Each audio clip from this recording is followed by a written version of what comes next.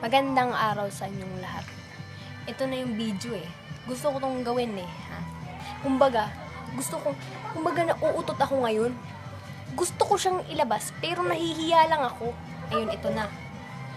Gusto ko lang sabihin sa lahat ng mga taong paasa.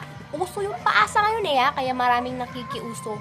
Yung bang mga taong na mahilig mangako, yung puro salita, puro dada, pero wala sa gawa.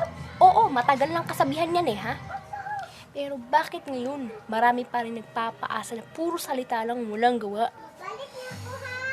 Alam niyo po kasi, kapag pinaasa niyo ang isang tao, tapos pinaasa niyo lang, hindi niyo ginawa yung sinabi, pinangako ninyo, masakit yun sa tiyan eh, ha?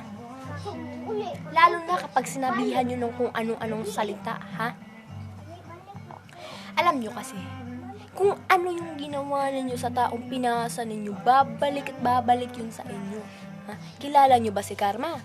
Oo, si Karma. Kung hindi pa, hintayin nyo lang, darating yun dyan.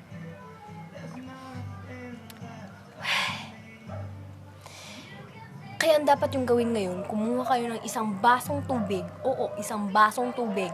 At alam nyo ba kung ano yung Ariel? Oo, Ariel.